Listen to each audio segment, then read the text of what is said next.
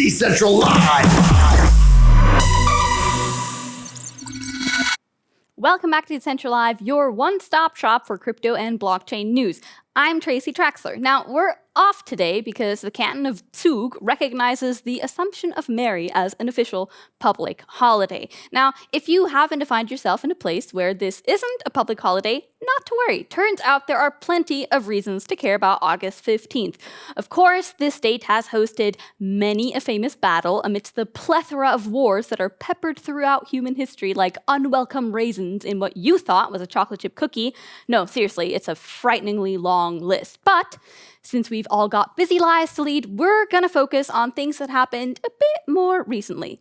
So, for starters, it turns out that 80 years ago today, the cinematic masterpiece known as The Wizard of Oz premiered at Grauman's Chinese Theater in Los Angeles. The movie is, of course, well beloved amongst the world's public. In fact, according to the Library of Congress, it is the most seen film in movie history, and it's one of the few films that made it onto UNESCO's Memory of the World Register. So, happy 80th birthday to Dorothy and her merry band of misfits.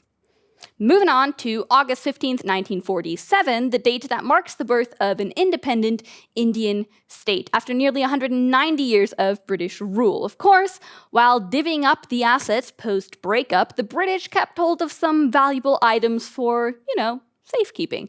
This includes the famous Kohinoor diamond, which is currently located in the front cross of Queen Mary's crown and has long remained the subject of diplomatic controversy, but let's not get into that now. Let's continue on to 50 years ago today. Matt Yasgur's dairy farm was invaded by 400,000 free spirits that had come to partake in, quote, an Aquarian exposition, 3 days of peace and music, known today, of course, as Woodstock. Now, there were plans to hold a 50th anniversary concert. However, once investors and artists like Jay-Z and Miley Cyrus started dropping out due to concerns over crowd capacity, the organizers decided to cancel the event in an attempt to avoid it turning into Fyre Festival 2.0. Smart move. All right, let's jump ahead to August 15th, 1971, the day that Bahrain gained independence from the United Kingdom. Okay, so here's the thing.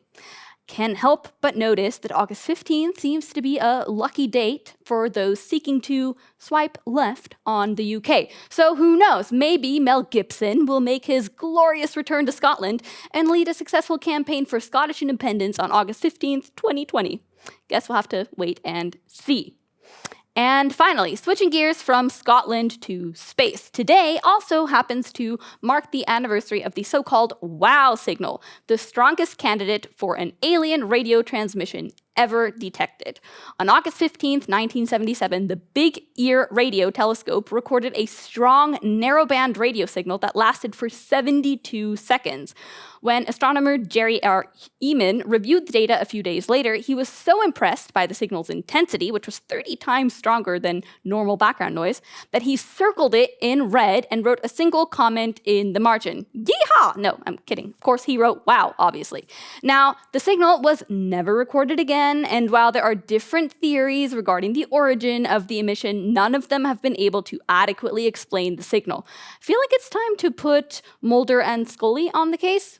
Now, if none of these historic events tickle your fancy, I have some good news, at least if you're in the US, because today also happens to be National Relaxation Day. So sit back, relax, and join us next week for a full, proper new episode of decentraLIVE. Until then, see you next time.